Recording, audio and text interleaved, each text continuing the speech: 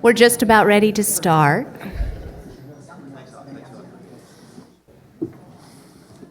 Well, welcome back. The next bit of the program is dedicated to our discussion of these wonderful papers. Alon and I have been in conversation about this panel and these papers, and would like to share some of our thoughts about the issues that have been raised that answer really what is the charge of our panel, which is to understand better how research since 2000 has changed our perspective and understanding of the 20th century as the genocidal century. And I think we have a lot to talk about. So our goal here is just to raise some issues that we think this scholarship has changed and moved us forward in the scholarship, and then open it up to you. We'll allow the panelists, of course, to respond to one another if they'd like, and then open it up to you to continue the discussion. So I think scholarship on genocide since the 2000s, as this panel has demonstrated, has raised a number of key issues in terms of opening up the possibility of rethinking the way we had thought about genocide previous. And I think one of the key ways this happens is through the issue of periodization. I was really struck by the boundedness of this panel, which really looks at genocide before the 48 Convention. And I think it's important to think about how we use that 48 moment. Is that 48 moment the inevitable end of everything we study before that? Is everything that happens before 48 really just the lead up to that 48 Convention? I think what this panel shows is that answer is no, that this is a distinct period in genocide studies. To understand the events and to understand the stakes and to understand literally what happened and why helps us understand and get a richer depth of understanding of genocide in the 20th century. So I think maybe the first issue I'd like to raise is, can we really see a new periodization of genocide? Can we really see the period before 48 as its own thing that doesn't inevitably lead up to a moment? As Alon was saying yesterday, he says, what if 48 hadn't happened? How would we think about this? How would we think about this period in terms of mass atrocity, of killing, in terms of starvation, in terms of the incredible, the tragic tragedies of the early 20th century. So I guess, in short, what I'd like to suggest in terms of periodization is that maybe we need to decenter Lemkin and the hand-wringing over the invention of the concept in favor of looking more specifically, more seriously at the historical circumstances that gave birth to the concept of genocide. And I think what this means is that genocide becomes less something that inevitably emerges, but actually emerges because it's needed to explain something that's happening in the 20s and 30s that people feel like is new. And so the concept in many ways fills this hole versus the concept itself tames the stories. And so I think that genocide emerges. If Lemkin hadn't invented it, maybe someone else would have. It might have been a different word, but we needed an explanatory framework because of what had happened in the first half of the 20th century. And so I think that this new scholarship really pushes us to think about the pre-48 period as a period, as a period distinctive. And maybe we can't call it the pre-48 period, as I'm calling it. Maybe we need to call it something else. I also think this new scholarship has changed the way we talk about genocide. I was really struck in the papers of the use of the noun genocide versus the adjective genocidal. I don't know that we would have used the adjective genocidal. I haven't gone to the OED, so I don't know when that comes. But I think it's significant that genocidal and genocide actually are used distinctively. Genocide is the noun, the action, the act, the event. Genocidal is an adjective used to describe the actions and attitudes that uphold a system that creates conditions for mass atrocity. And I think these two words are important beyond a sort of semantic debate. I think how we use them and the elasticity of both genocide and genocidal is worth interrogating and understanding its uses and possibly misuses over this period. The response to genocide and genocidal acts, I think, also matters when we study this idea of emotive guilt and motivations. And Ron's paper, full paper, developed this idea much more fully. But the question of a history of emotions, how does that tie into not only explaining genocide, but understanding the complicated and multivalent responses to those who perpetrated and responded as well to mass atrocity. And I think Alex's paper does this really well to show this blurring of lines that not everyone responded in the same way, and how can understanding emotion and the emotional worlds of genocide help us understand the complexities of the really, I think, striking stories that Alex tells about the former Yugoslavia. And what Andrea called the unbuilding of a people. I think that's just really, how do you unbuild a people, which is quite moving. I do think there's a long way to go.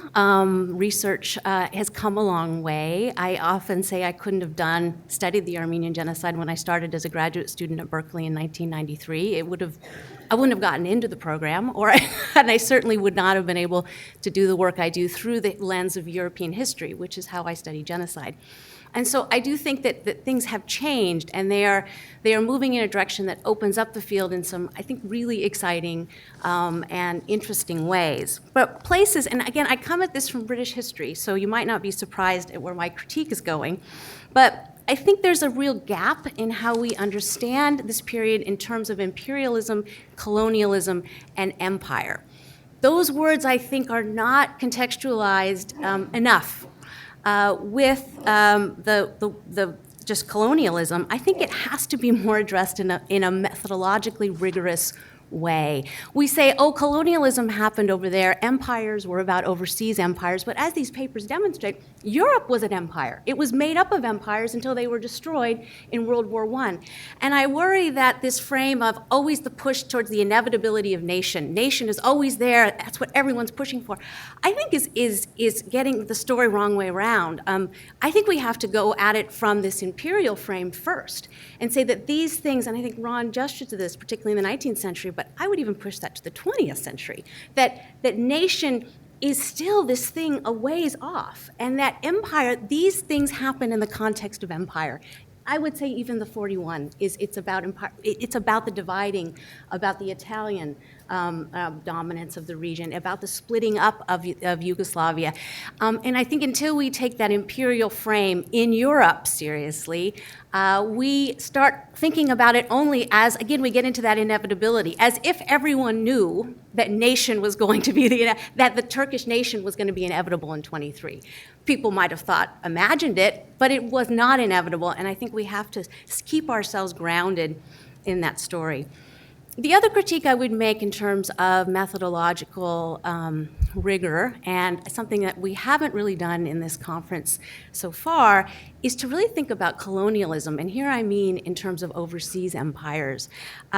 We've mentioned the Herero genocide, but how do we really integrate the story of mass colonial violence and atrocity into the story of the first half of the 20th century in a real integrative way, rather than simply a gesture? It's one of a list of many things. I think it needs its own frame to understand how it is part or not part of a story of genocide in the early 20th century. And I think until we do that, we keep this Eurocentric story a Eurocentric story that denies the sort of global reach of Europe in the first half of the 20th century. And so I really think that the colonial story, and by imperial I mean Imperial Europe, but I also mean now colonial in terms of Europe overseas, does have to be reckoned with. And I don't have an answer of how that is done, but I do think scholars need to take seriously the question of genocide in the colonial setting and how we understand that with the analytical frames that we have. And I think to do this would really help us better understand who are the actors and agents beyond the usual subjects and suspects. That's all I have. Thank you.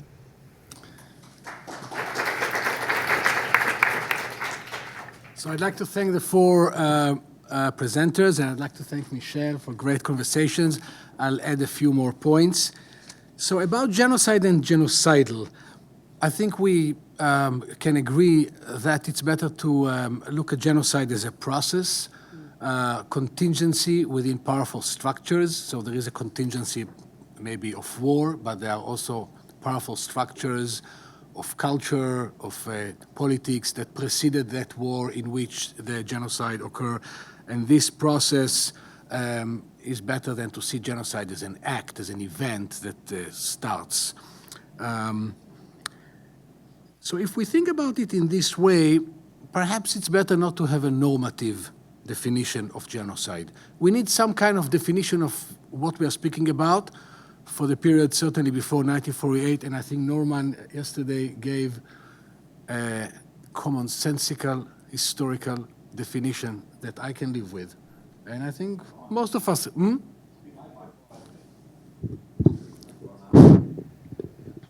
that Norman provided us a commonsensical historical definition that we can live with. For the period after 1948, perhaps we are too hung up on the definition of 1948 and whether it succeeded or failed, or we should be good historians. We should follow what people thought about genocide and how they changed the term. And these people, we need a good history of the term genocide. This book will include what lawyers think, but it's going to be only one chapter. There are many other people who think about genocide, including all of us as scholars, but all of our family members who are not scholars. They also have an idea of what is genocide. And their idea is not wrong as much as our idea is not right. They think about it just like we can write the history of love, and different people have different ideas of what love is. So once we start to think about it in this way, we drop the normative idea of what it should be, and we start to see how people use it in court, in the press, and in the killing fields. In that sense, we have noticed that there is a disagreement among our panelists about the Holodomor, with Ron on one hand that says that it was not a genocide, and Andrea and Norman that claims it was. So I invite Ron later on to respond, to tell us why it is not a genocide, and then perhaps if Andrea and Norman wants to respond, this is fine. My sense is that it's not about a definition. My sense is that the differences are ideological. The differences are about point of view, or which questions you ask, which material you put in your analysis and put out of the analysis. And we can, so to look for a definition that will resolve our differences, I don't think that this is the main point. I want to make one short point about Michelle's topic of how do we see the pre-1948 moment, and it is about the what if, which we spoke yesterday. What if is a good thing to think about, because we all think about what if. What if I'll go to study literature, or what if I'll go to study history? What if I'll marry Beth, or if I'll marry, I don't know, Jimmy? So it's fine. You know, we all, and also historical actors have a what if. So what if puts us in a position to look at issues of contingency, but also of morality, of choices, of why we did certain things. What if the UN, what if in the 40s, Lemkin would not have come with his idea, the UN would not have had this convention, what would have changed? Well, I think a lot, perhaps, would have changed. That is the moment itself that in the 40s people came together and decided that genocide is an important idea, that it should have a convention, that we should come together to speak about it, even if we don't know, even if we don't want, because we have empires. Well, somehow we feel obliged. Why? What I want to say, that I understand the important literature that shows us the limitation. But the fact that there is this moment is in itself, I think, significant. And we should ask why then. So in that respect, going back to what Michel said. I want to make a point about starvation. And the starvation, as it appeared in the papers of Andrea and Norman, is clearly a genocidal thing. It's not a genocide. It's something of a process, of a continuity among different things. So I think Michel's point is very good, that we now say genocidal, something that perhaps we did not say 10, 15 years ago. So Andrea speaks about a period of 35 years, from 1918 to 1953, that is a genocidal process of starvations by the Soviet regime. I wanted to ask him, what does it mean to think about a period of 35 years as genocidal? I mean, I'm not saying it did not happen, because clearly all these mass starvations policies existed, but what does it mean analytically? What does it mean methodologically? What does it mean with relation to other spheres in the Soviet society, the cultural sphere, other spheres? Norman, on the other hand, put it in the 30s, but he combines many other things. So are we describing or analyzing more? Do we have just a list of more terrible mass murders, or in what sense this period is delimited from what came before and after? And then there is the issue of war. So I think there is an agreement that genocide happens in war. Ron says it very clearly and very nicely. But of course, as Norman had to say, there is no war in the 30s. I mean, the war is in the mind. The war is ideological war. So are we pushing the concept of war perhaps too wide? Dirk used to say that the genocide happens in... help me here, Dirk. What did you say? In emergency situation, as a counterinsurgency, whether in war or in non-war. So I think it links with Dirk's idea. Still, perhaps we can think about it. But I guess the point is that there is an internal war that is not fought with weapons, in the sense of an army that invades a country, but it is a domestic ideological war to eliminate the enemy. We should also point out, and here I'd like our experts maybe to say a word about it, that these starvation policies, is it true to say that they happen in communist regimes? I mean, in that period, not in Africa later on. Clearly they happen in totalitarian regimes, but so we think of Mao's Great Leap Forward and the Soviet policies. Why is it that it happens in the communist regime and not in others? I'd like briefly also to say something about the actors. So we have the emotional disposition, as discussed by Michel, and following Ron's mentioning of the term. I think in Andrea, in the Norman's paper, we have less about the perpetrators. Norman makes a very important point that there is a career path of these people. They move from one genocide to another, and this is interesting. Alex shows us the messy history of actors on the ground. I mean, about the property, about actually those who denounce others, but those who try to save their neighbors. Once we look on the ground, it seems so much more messy than these big structures and big pictures that we have. And this, I think, it's clear that we have different ways to write the history of genocide, but the history from below is certainly one of them, because it gets us to the motivations of people on the ground.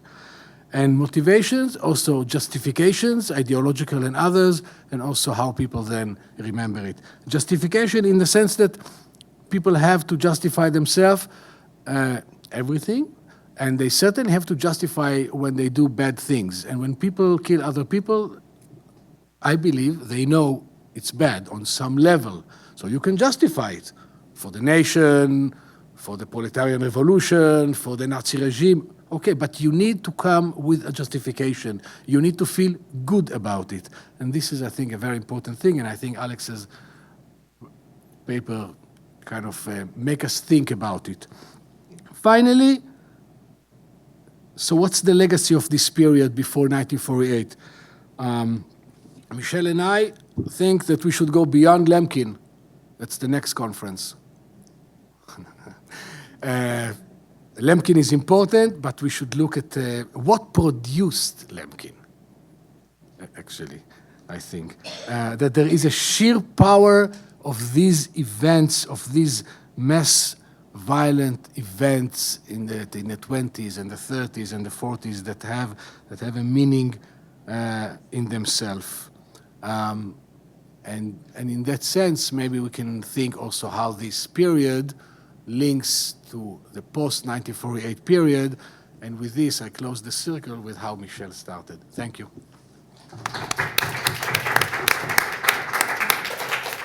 Would our panelists like to respond? Yeah? Okay. Well, yes, of course. And then we'll open discussion up. Oh, thank you. This has been really interesting and stimulating. So I'm going to first start with a confession.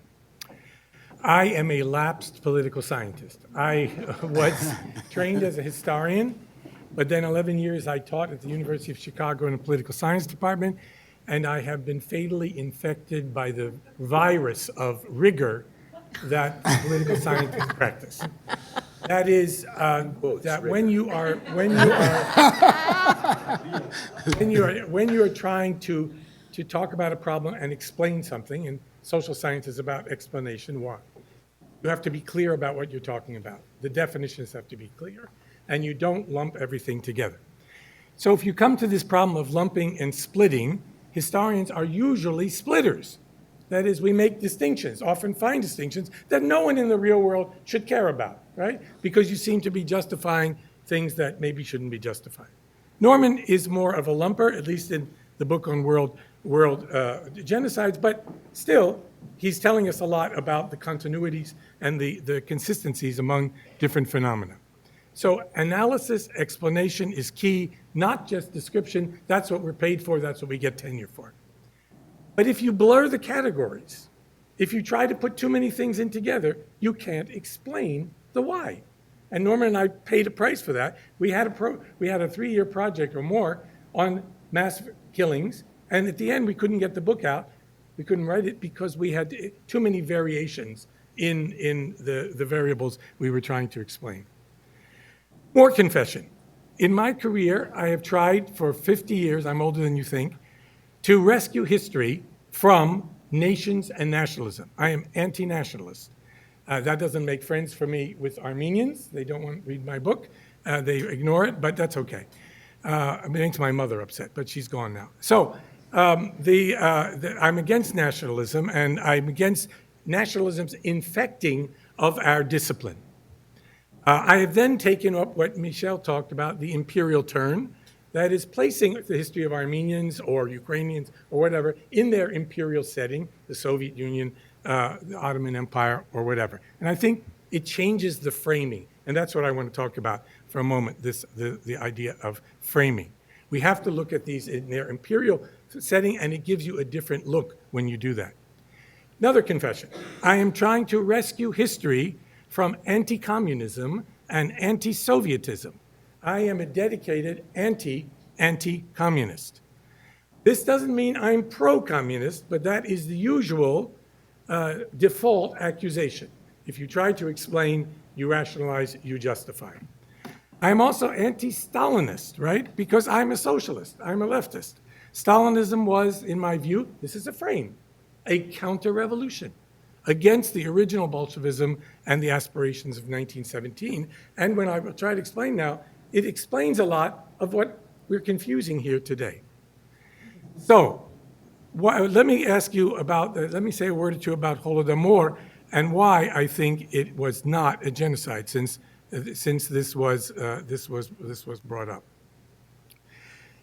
There was, if you look at it from the imperial setting, from the whole Soviet Union, there was a campaign, a vicious, ill-formed, badly carried out campaign of collectivization and the removal of an artificial category of people named kulaks. Collectivization was a war against the peasants, assault on peasants and nomads, on their traditional way of life, even as the principal intention of the regime was basically to secure high grain requisitions, not to deliberately kill them. The mass deaths were the consequences of horrific policies that were brutally and irresponsibly carried out, and the effects were known to the perpetrators. And while they do not fit the UN definition of genocide, which I would accept since it's one that is most useful, I think, again, as suggested by some of the people here, the frame I would propose, looking at the whole picture, is one of empire. The Soviet Union was an imperial regime that maintained, even promoted, social and ethnic distinctions that made it easy and acceptable to differentially punish parts of the population. And I think my colleagues have shown that very well. The Holodomor and the Kazakh famine were imperial assaults of the center against distinct peripheries, though it would be going too far to reduce them to Russia versus Ukraine, Kazakhstan. They were part of a series of colonial impositions, what Andrea calls the social and political transformations, the unmaking of nations over time. I think it's a remaking of nations. That is, they were getting rid of more traditional aspects, autonomy of peasants, etc., certain kinds of national communism, which the Soviets had promoted up to 1931. That was Lenin's policy, and Stalin continued it up to 1931. And then he changes his mind for a number of reasons. Genocide is not only about intentions to annihilate or render impotent a people, that's important. It's also about the consequences. The Soviet state did have the power to destroy Ukraine and Ukrainians. It would have been horrendous, but these kinds of things have been done before. But it neither intended to do so, nor did it come anywhere close to annihilating a people or their culture. Those things, I think, have to be noted as well. Ron? Let me continue just a moment. Yeah, I'll try to finish, because this is important. This is important. Framing is key. And there are frames that we sometimes don't question because we live within those frames. Each framing illuminates certain things and effaces others. We have not talked very much, except some references to the Soviet prisoners of war, about Soviet suffering, the 27 million who died in the war. That is, if we frame the 1945 in consequence, what are the dominant discourses about 1945 and the Soviet victory over fascist Germany? They didn't recognize the Holocaust. They dismissed the Holocaust. Soviet soldiers were raping German women. These are horrors. These are horrors. But what we lose is looking at other things, like how did the Holocaust end? Who liberated Auschwitz, right? Who ended and destroyed fascism in order to save the world for capitalism and Western democracy? So it seems to me these other framings, looking at Soviet suffering, Stalinism as a counter-revolutionary, the transformation of Soviet republics from one kind of nation to another, those provide different kinds of things. And I will end with this, I promise, okay? This is my last paragraph in a review that I wrote about the Applebaum book, which serves its own ideological and political purposes as much as of her work does. But it seems to me it's important. Nationalisms gain their shape and strength from the particular discourses within which the nation is imagined. That is, as Benedict Anderson said, it's the styles and effective tones that link the people of a nation together in solidarity and the ways they distinguish themselves from the alien other. and think about Ukraine. And I say this to my Ukrainian colleagues. Ukraine can be imagined in different ways, as connected through its historical experiences, painful and destructive, as well as culturally formative, with shared traditions with their neighbors, or in a more exclusivist and extreme form, as many nationalists do. The famine has become a central source of a particular Ukrainian identity, one that promotes the view, as Applebaum puts it, and I quote, of centuries of Russian imperial colonization and decades of Soviet repression, and the USSR's systematic destruction of Ukrainian culture and memory. Instead of a shared, complexly interwoven history, this vision separates and distances Ukraine from Russia. They're going to be fated to live next to each other, like Turkey and Armenia, relating their fates as fundamentally hostile and antagonistic, an image that seems confirmed by the current conflict between the two countries. But serious, balanced historical exploration, I believe, belies such a consistently Manichaean picture. Her final sentence, this is Applebaum, as a nation, Ukrainians know what happened in the 20th century, and that knowledge can help shape the future, I believe should be rephrased as question. What kinds of knowledge do Ukrainians have of their history, and how in the future will they imagine a more useful past? Thank you. Thank you, Ron. I think it was an important intervention because there are different views on different subjects. It was an intervention not only about history and historiography, but also about memory and politics. So it's important that... Oh. Either you use the microphone. So I said briefly that it was an important intervention because it was not only about history and historiography, also about politics and identity and remembrance. These things should be on the table. However, briefly.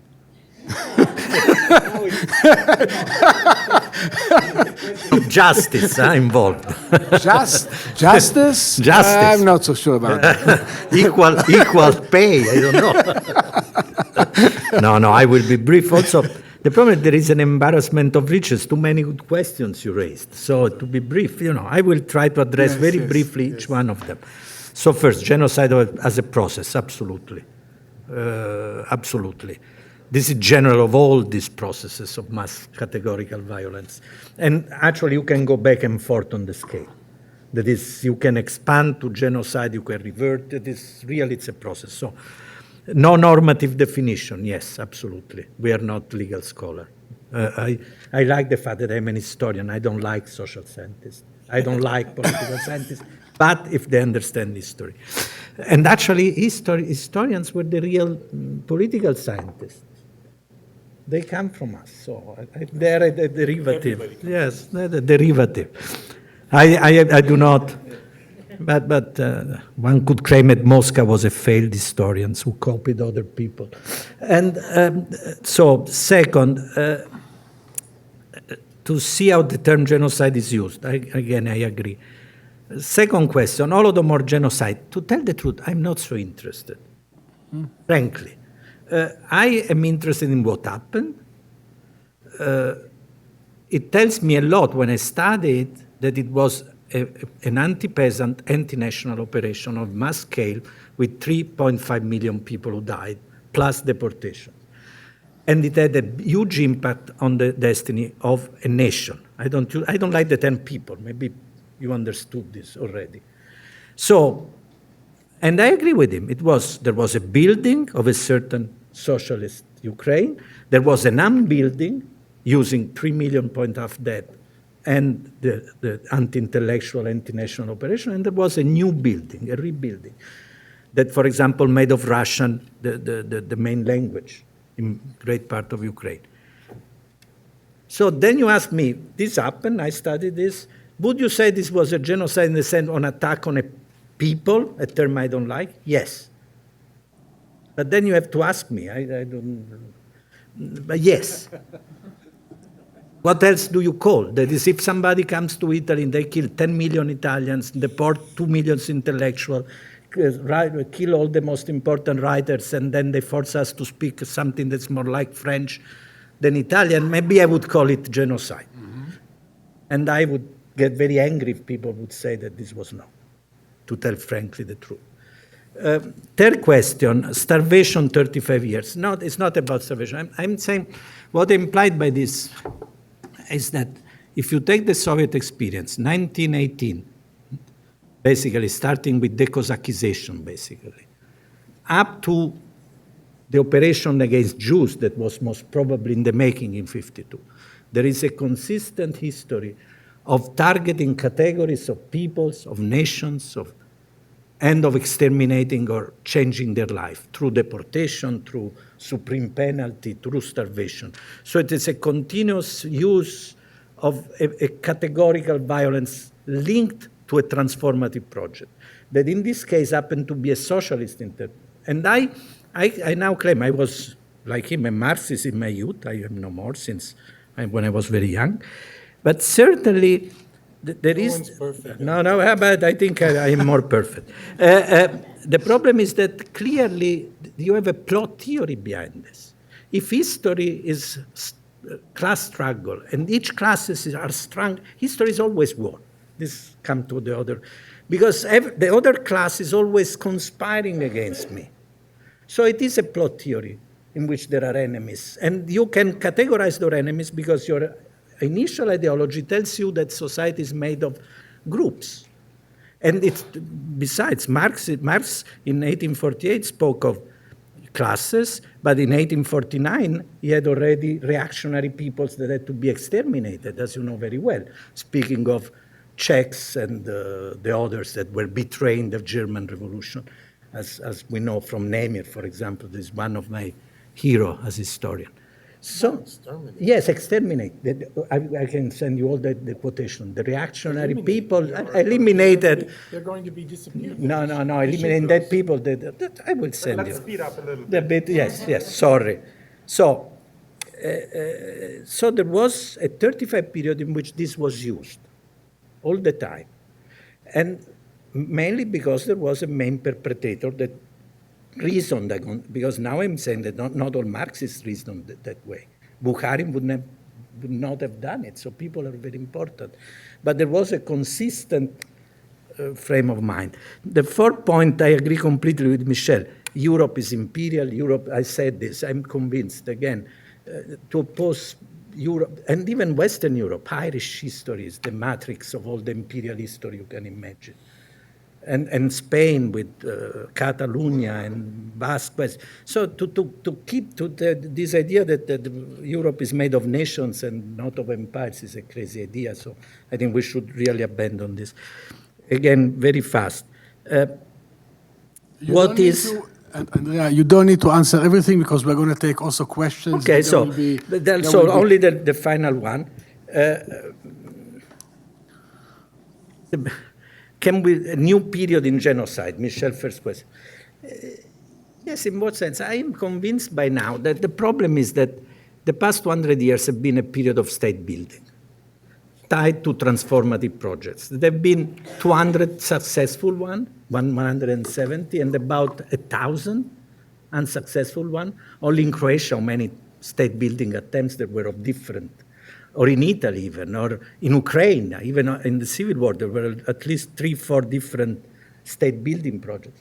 All these state building projects had ideology, transformative ideologies, because they were modern ones, and this modernity makes a difference. So they had sophisticated ideology, with tools that said that you have to build a state according to removing or creating or new categories. And I would say that on this I agree with Ron, that the national part is the predominant one, but it's not the only one. So it's the normal type in Europe. The normal transformative project has been national, but the socialist one was there too. And it operated along the same lines, and it applied the same kind of violence based on category. And with this I stop. Norman and Alex, please remember that we are going to have a... and how to say it in 2 minutes. I spoke half of his time. Sense of victimization. For the sake of inviting 3 historians who are senior, have been talking a long time, and like to talk and think they know something. It's always a mistake, keep them Anyway. And he wants to talk too. Anyway, what can you do? Oh,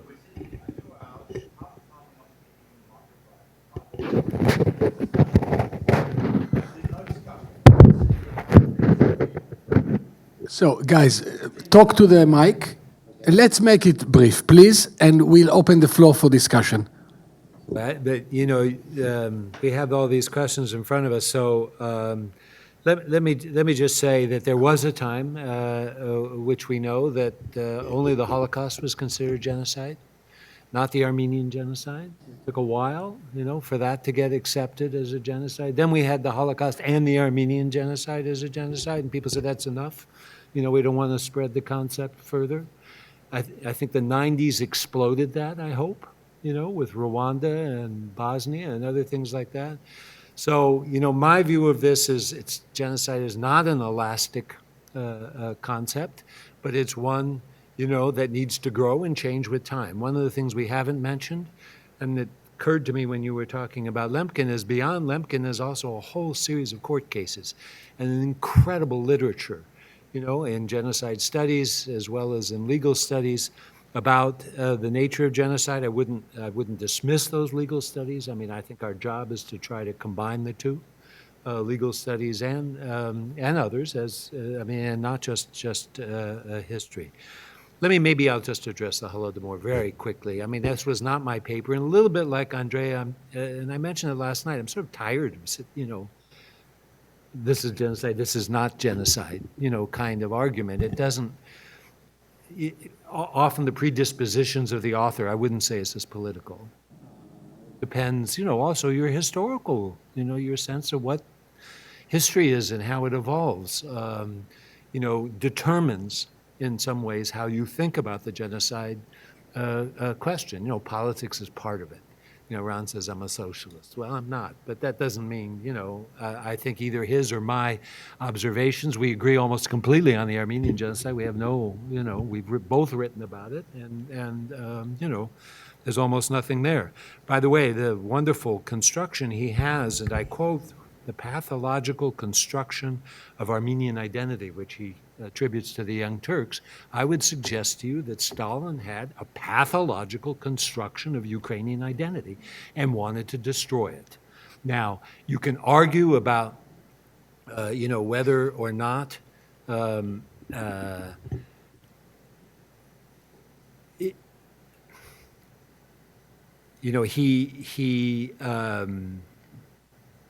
whether or not he destroyed the Ukrainians as a group, an ethnic, religious, racial, or religious group. I think the argument is, that he certainly tried, and you don't have to destroy all of a group, remember? It's all or part of a group. And not only that, again, that as such is important at the end, meaning the group's ability to function as a unified group. You can make the argument, I think Applebaum makes it well, that in the November and December of 1932, when famine was everywhere, that people were dying and suffering, and there was cannibalism. All the reports are coming into Moscow. It's absolutely clear what's going on. And the way she puts it, I like. She says he then he stuck a knife into Ukraine and turned it, and created a famine within a famine. I mean, it's a little bit what Andrea is saying. There are different kinds of famine. He created a famine within a famine by increasing the forced requisitioning. In doing so, he wiped out that countryside. I think this was an act, that he committed for the purposes, of the destruction of a nation as such, as it existed. Again, they're peasants. A lot of this had to do with peasants. Norman, can we? Okay, let me just, Here? let me, Because I think let me, it's clear where we are. It's clear where we are. all right, I'll leave it at that. Yeah, leave it at that. Alex, I pass. no, you can't. Come on, let's do You are the younger. Finally, we got to you. Yeah, people will be listening to me in that discussion. Yeah. How generous. So, Well, let's take some questions. Yes. We'll take them in groups as we've been doing. Yes? Sorry, question to Alan, or your suggestion to think of genocide as love. I'm not quite sure where you're getting with this discussion. Okay, if you eliminate the legal aspect, I'm looking at the subtitle of the conference, Interpretive, Ethical, and Political Legal Concept. So where do they leave us? Ethical and interpretive? It's not how I think of genocide. Many of us are here historians, so think of it as an analytical concept, helping us to understand the mechanism of mass violence. And there's something that hasn't been mentioned here at all. That's a function of prevention. Scott knows all about it. And I mean, does it work? I'm not so sure. So I simply don't understand where you're getting with this discourse. Is it like genocide so we can just feel good about it? Genocide, Lemkin thought about this in terms of a legal concept. It has to have function. And we have to basically conclude, doesn't have this function of, punishment and prevention. And if not, probably we don't need it at all. Thank you. Thank you.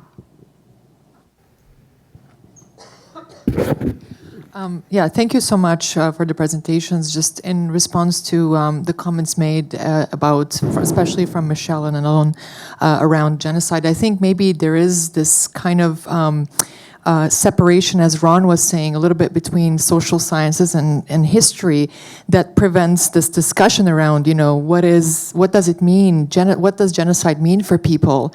And yesterday we had this discussion around oral history and the importance of understanding what people think. And it's definitely part of the prevention mechanism. Otherwise, how would we prevent it? How would we understand how people feel it, right? So it's very much linked. So I appreciate that kind of thing. And I appreciate that there should be more conversations. And I think maybe that's what I took from what you were saying.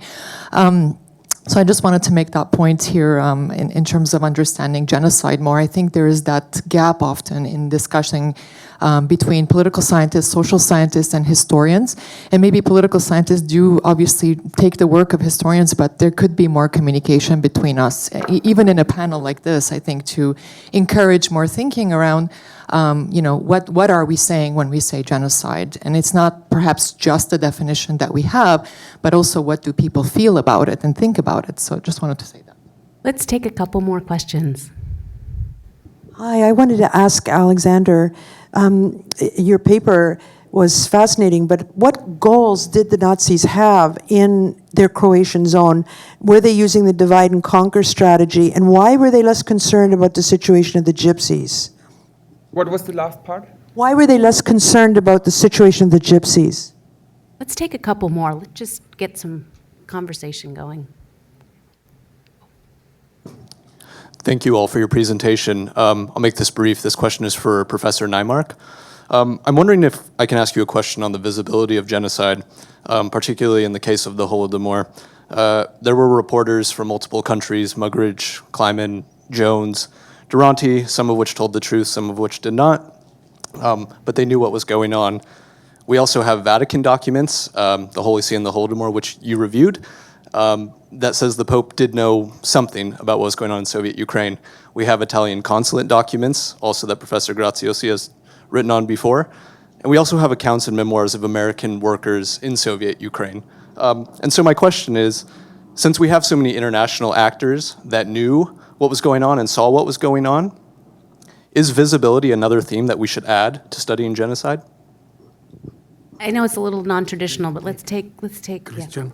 Yeah, please, let's take some more. Yeah, as a historian of hunger, I thought I should say something about the paper of Andrea Graziosi.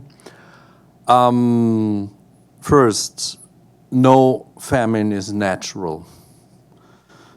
Famines occur if societies cannot adequately respond to food-related critical situations. So it's a truism to say all famines are that famines are man-made. All famines are. There are three schools of thought to think about famine. One is about food availability. One is about socioeconomic phenomena. And one is about famine as a political crime. The socioeconomic line was absent from your talk and paper, and the food availability line was not very prominent. My sense is that one best combines the three perspectives. And Devereux and so on usually don't, and they're one-sided and then under-complex writings. And one more thing, from studying famines from the 1910s to the 1980s, over 3 continents, it seems to me that no regime ever fully controls a famine. Thank you. Let's take a few more.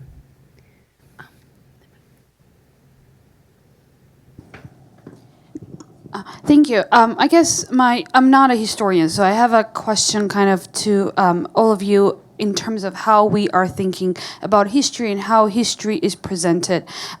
Professor Ronald, you talk about frameworks, and the opinion was raised also during the discussion that the history presents like the culmination of events like a genocide, a Holodomor or Armenian genocidal Holocaust, and then the entire history is presented as to kind of support a culmination event.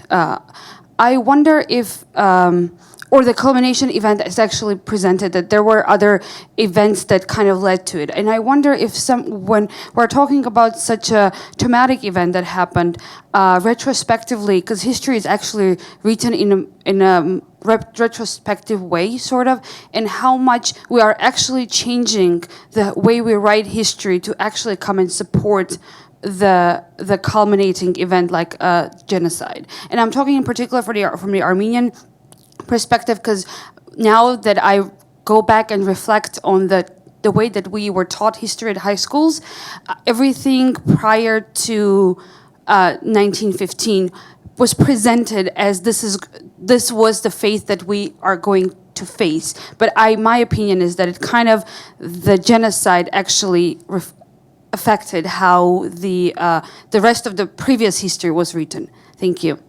Let's take one more. Sorry, I already have a mic. So my question is directed at Andrea and I guess also Ron and Norman. But my question is following up on some of the other comments. When we talk about famine, and this might be an unfair question to ask historians, but if we're looking forward to a world that's going to be massively affected by climate change in the coming decade or two, what does that mean for how we understand genocide in the context of famine when we're looking forward to a world that will be highly, highly unequal, especially in terms of resource scarcity? Thank you. We'll address those questions and then get to another round. We have time. Alon? Thank you, Anton and Sevan. I may have been inarticulate. What I meant is something very simple. Genocide has different spheres of influence, different spheres in which it impacts people. Different people think about it differently. Legal and prevention is certainly important. I didn't mean that we are going to not consider it. Of course it is. It is very important. But as historians, we can also look at other spheres that are in conversation with, or not enough in conversation with, the legal issues.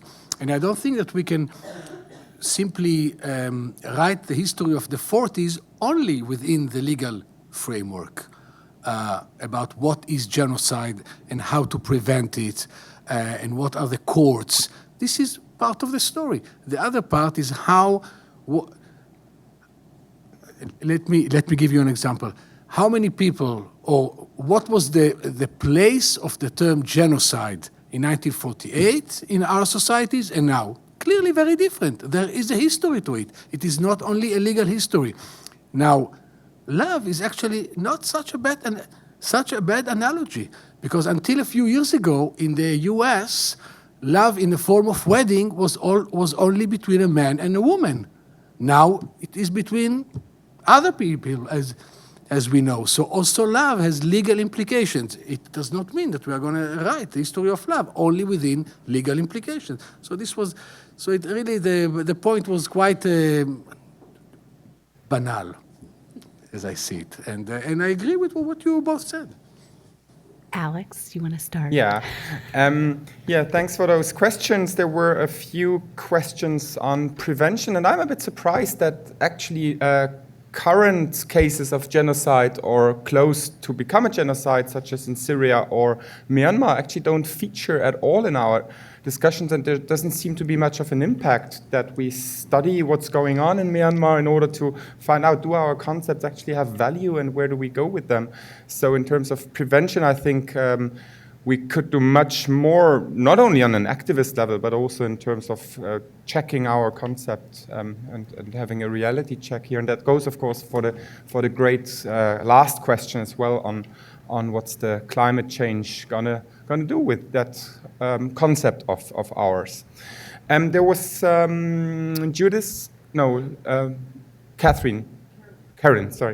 Karen's question on what did the Nazis actually want to achieve during the war.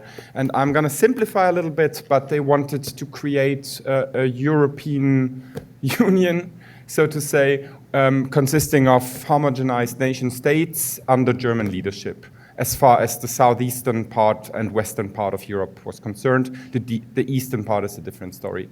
These nations were to be ethnically homogenized, but where the German security wasn't concerned and where the Jewish question wasn't concerned, they wouldn't micromanage these nations in the process of ethnic homogenization. So there was no cases of German perpetrated killing of disabled in any of the Western and Southeastern European countries. And pretty much the same goes for the persecution of Roma. And here, of course, and that demonstrates how important the Jewish question was to the Nazi mindset, because that's the big difference. They interfered directly where Jews were concerned, but not all the other groups. But the final goal was to create those states and have them in a European continent under German leadership. Would anyone else like to respond to specific questions? Norman, you want to? Well, maybe I'll just respond to the one questioner that was directed about about the visibility of genocide. I mean, one of the characteristics of genocide is that people generally know that it's going on, certainly in the modern period. I mean, everybody knew what was happening in the Armenian case. It was somewhat less prominent in the case of the Holocaust. Certainly everybody knew in Bosnia and Rwanda. It's not a matter of knowing, although it's better to know than not to know, right? It's really a matter of the problems of the international system in dealing with genocide, first of all. And one can make the argument that changes in ideas of sovereignty, which have been introduced by the responsibility to protect. I mean, some people may poo-poo it and say it doesn't do any good and that kind of thing, but I tend to disagree. I think it's better to have this. We know in the case, for example, of the Armenian genocide, Robert Lansing, Secretary of State, responding to Morgenthau, who was our American ambassador, and said, we got to do something. Look what the hell is going on. Lansing said, listen, it's a sovereign country. We're not at war with them. There's nothing we can do. So that notion of sovereignty has changed. Now, it doesn't, as was just mentioned, solve problems like Syria and now the problem in Myanmar. But, the combination of knowing what's going on, which is good, but people always know. Even in the case of Holodomor, as we know, the Chicago newspapers, there were all kinds of stuff about it. Nobody was ready, obviously, to do anything about it, especially in the case of the Soviet Union, especially in the case of Ukrainians, so far away and so alien in some senses to, the central governments involved. So, it's better that they're known than they're not known. That's what I would say. Let me just say one more thing about Anton's question, which is a good one, an interesting one. Genocide is an analytical category, and it's one that's very useful, I think. And also comparative genocide, is inherent sort of in thinking about genocide. And so, we learn about this phenomenon. I mean, the whole point is to learn about it and understand it in order to try to do something about it. So you try to come to terms, with what genocide is, how it starts, and how in those few cases it may have been delayed. Or take something like Kosovo, which I think was a case where you could study with some others that would show you how the international system can do something to prevent genocide, and sometimes, and does do things and does help. So I think these things are useful ultimately. Andrea, do you want to address the starvation famine? One question, yes. Yeah, the famine question. I'm very grateful. Of course, all famines have 3 levels, and I may have schematic, brief introduction. Yet, I would insist that there is a basic difference from the Ancien regime, all the students of famine in the Ancien regime, and what happens after the 1850s. Because after the 1850s, you have both more production, and you can reason on a global scale. So you have the food and you have the means to transport it, which before was not the case. So if you wanted to stop a famine, as it was done repeatedly in the 20th century, you could do this.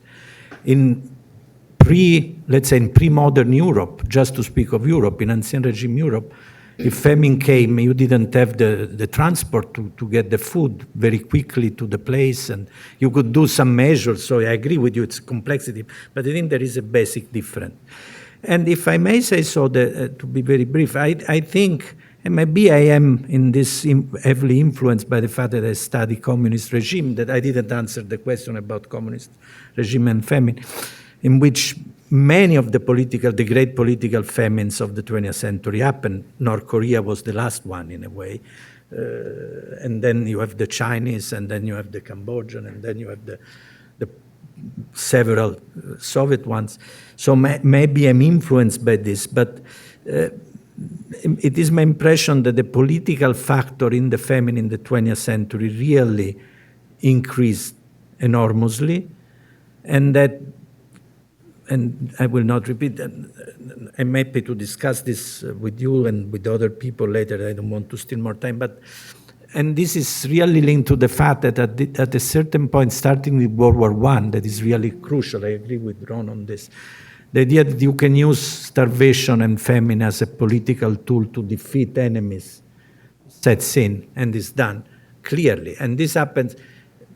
If you read, you have studied this, and I know, but if you read, for example, the defense that the British do of the Nigerian in '68, when there was the Igbo, they recall it openly. And in the Soviet Union, if you read what they do, if you read the Antonovshina paper, and I finish, because to me those were the best documents ever read about the use of famine to prevent a peasant revolt. This is clearly categorized. You remember this, that we have a peasant rebellion, a widespread peasant rebellion, so we just starve the village until they give up. So the idea was that you can use famine as a starvation, I prefer that to famine, and then to produce a famine as a political tool to repress an insurrection. And this was theorized, and everybody in the Bolshevik leadership was conscious, aware of this, and used this repeatedly. So maybe, again, I can agree with you that my formation as a Soviet historian greatly impacted on my view, but still, when you, for example, I try to compare the Chinese, and I finish, with the Soviet, in spite of the many differences, still the role of politics is such crucial element that really you can speak of political famines in a way you could not speak, let's say, in ancient regime France or in Italy in the 1770s. It's very different in a way. When you read the documents of the famines of the popes, the papal state, or the Venetian Republic, or whatever, addressing the famine, the documents are completely different. Thank you. Ron, do you want to respond, or should we get to more questions? Just on this one last point first, again, if you change the framing, you get a different answer. If you look at imperial, and then Bengal would come in, and other colonial famines would be emphasized. It's a matter of how you put the picture and so forth. And if you only talk about communist famines, whatever that is, then you get a different picture. And what is your explanation there? So you want to think about that. So I like this idea that genocide was a legal concept, and it was to have a function And what was the function? Partly was punishment or retribution or justice or something like that. And secondly, prevention. When I was asked by Princeton to write the book on the genocide, I didn't want to do it at first. I'm not an Ottomanist historian. I'm learning Turkish, but not Ottoman. I thought, well, basically, what am I most interested in my own historical work? Reconciliation. Trying to break down the divisions between us and them, always. That's what was the whole Soviet thing in the Cold War was about détente. You know, there were those of us in that profession trying to mediate and ameliorate the relationship between East and West, though we've obviously lost that battle lately. So that's something. So the book is about reconciliation. That's why I read that last paragraph of Applebaum, which goes in exactly the other direction. That is, Ukrainians, you should know Russia is evil, Russia is your enemy, it's colonial, stay away from them, look toward Europe. Okay, that's one way of solving the problem. It's not my way. And of course, the use of the word genocide is political. It's been used politically, and we have to be aware of that at all times. On your last question, the continuity theory, the way people from the present look back at the past in the Ottoman Empire is determined by 1915, so that everything else is like 1915. The Hamidian massacres of the 1890s, in which 300,000 Armenians and some Assyrians are killed, was what I call an exemplary use of violence, a restoration. Abdul Hamid wanted to recreate an order which was disintegrated. 1909 in Adana was not genocide, it was an urban pogrom. That is, Muslims got upset because of the revolution. They thought Armenians were going to create a state. Boom, they reacted. 1915 is a genocide. That is, it was aimed at eliminating an existential threat that they perceived. So those events, there are continuities, but those events have to be discriminated and disaggregated, or else you don't have any way of analyzing. Thank you. Let's take some more questions. In the back and in the front, then we'll come up. Norman, I want to pick up on a point that Alon made in reference to war, because you glide over this in your paper, and I thought you also did in your presentation. If you're extending the concept of war to cover the period before even the advent of the Nazis in 1933, then the concept becomes so expansive that I'm not sure what's excluded. That is, if it's referring to, say, anticipation of war, so the taking of preventive measures, security, the deportations along borders, the targeting of perceived enemies to undercut their ability to cause problems during a war, then it's true that may be because of anticipation of war, but it can also be for very different reasons, that there's simply a mentality among the leaders of a country that sees everyone as being at war with each other. So perhaps it's can be looked at through counterinsurgency. I'm not even sure I would use those terms, though, to categorize the initial assault on so-called kulaks and then the start of collectivization. So I think you're expanding it to a point that it stretches beyond anything that's useful. We have some questions in the front, over here.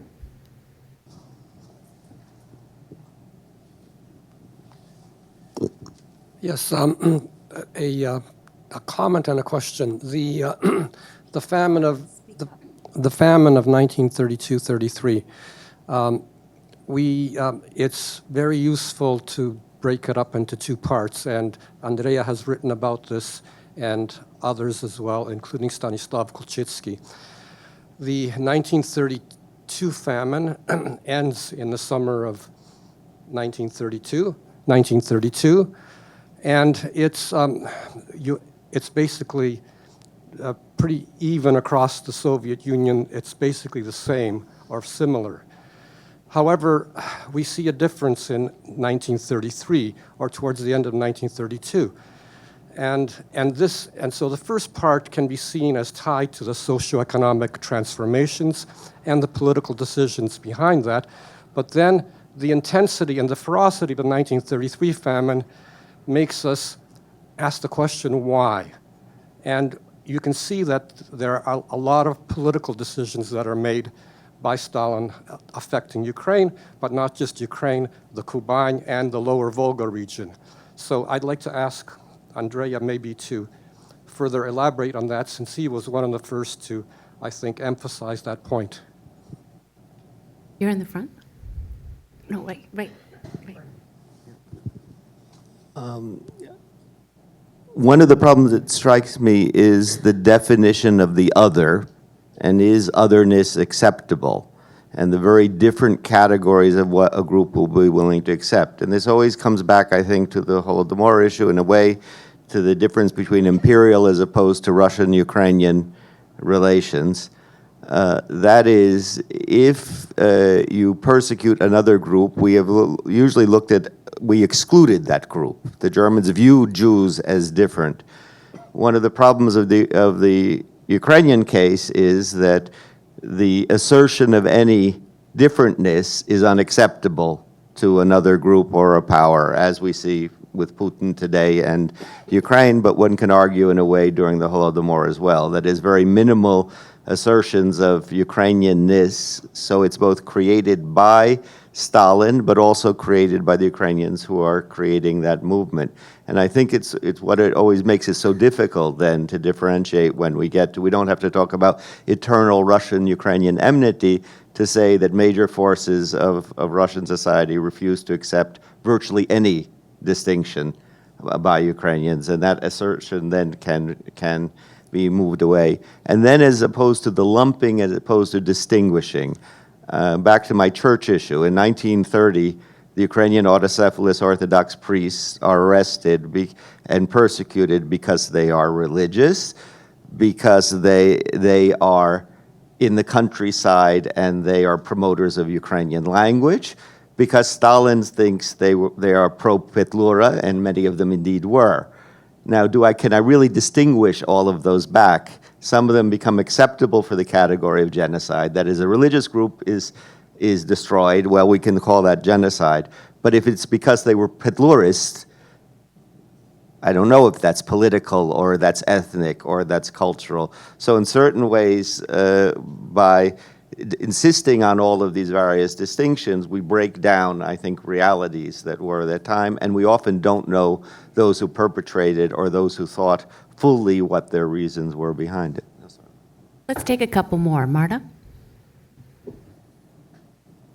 Hi, I was just wondering what the role for the panelists is of the perception of the people upon whom the mass murder or the genocide is perpetrated. I mean, in the case of the Holodomor, we have thousands of memoirs where people who survived it perceived this as being done against Ukrainians.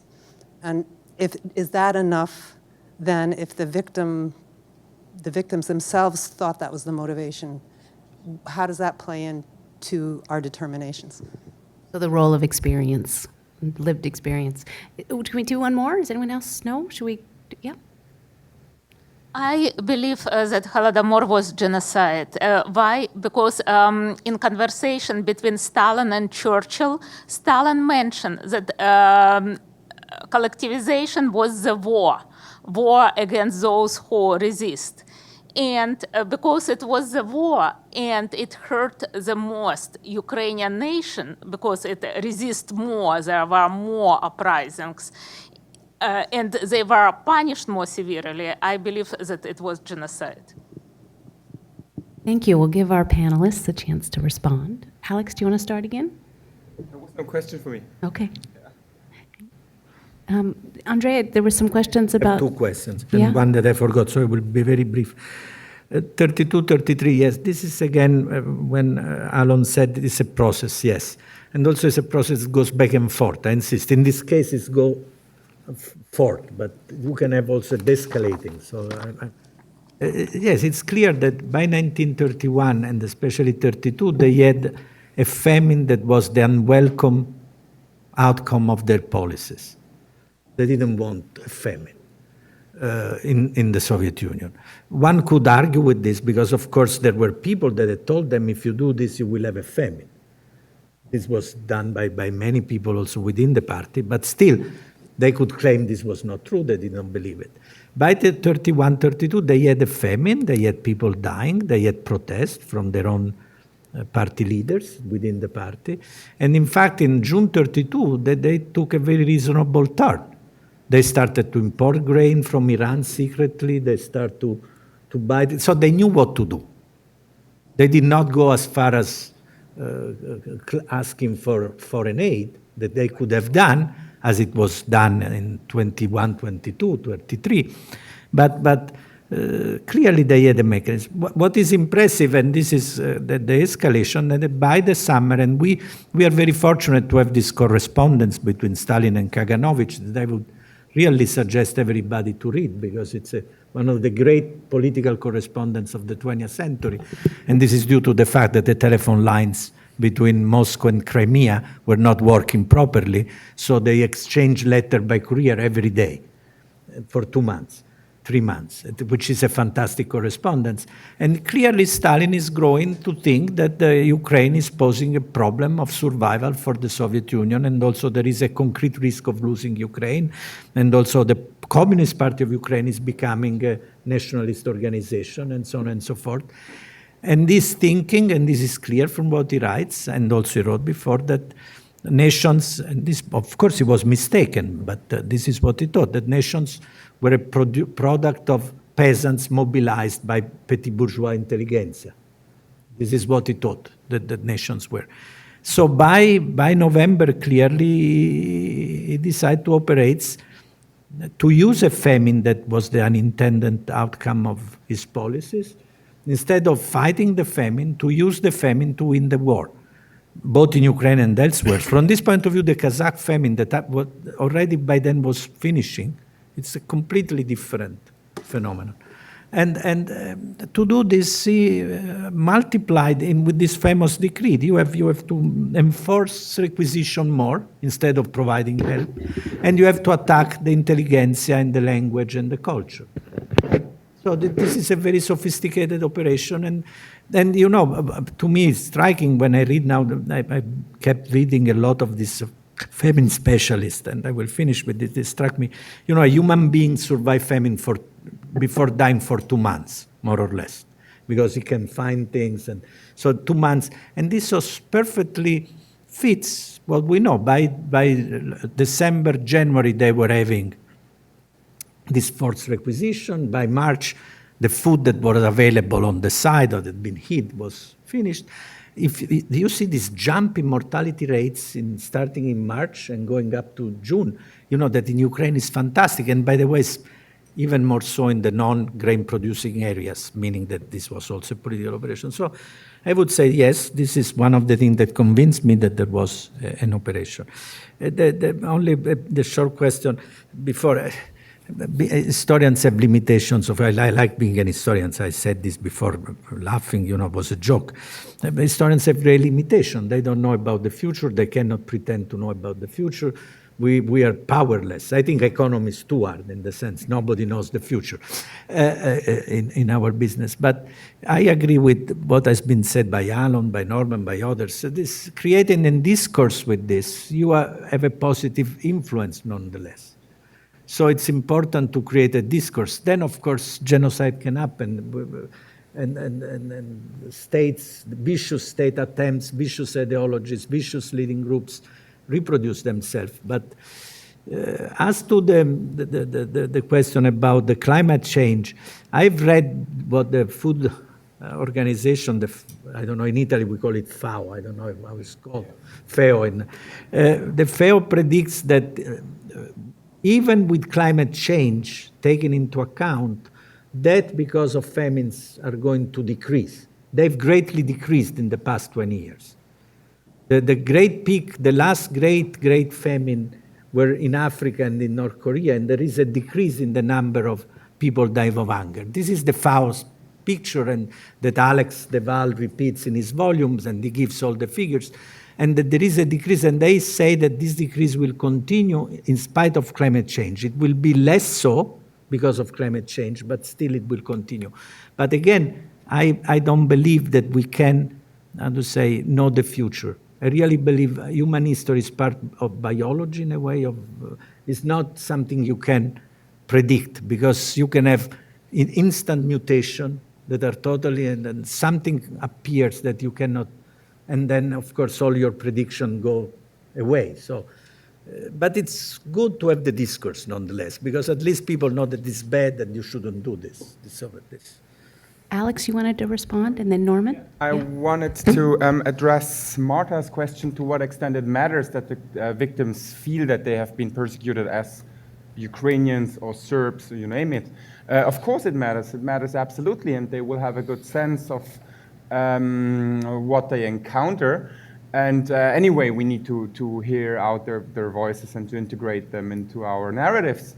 But of course, there's a second element which Ron calls the irrational construction of the other.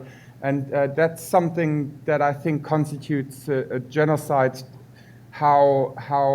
What's the priority for the perpetrators to persecute exactly that group? And here I think that's something that the victims won't necessarily sense, because there might be not enough interaction between perpetrators and their victims. The Jews in Eastern Europe, for instance, they didn't know much about what the Nazis were thinking about them. So I think there are two levels to it. Norman? Just a word to what Andrea was saying and to some of the conversation before about Stalin and about genocide. I mean, it's not just the correspondence, obviously, with Kaganovich and with others in the hierarchy, but with the Ukrainian party leaders who would repeatedly come back to him and say, we can't do this. People are starving. And he said, what kind of Bolshevik are you? I mean, so, and fire them and purge them. So this was a, very purposeful action on the part of Stalin.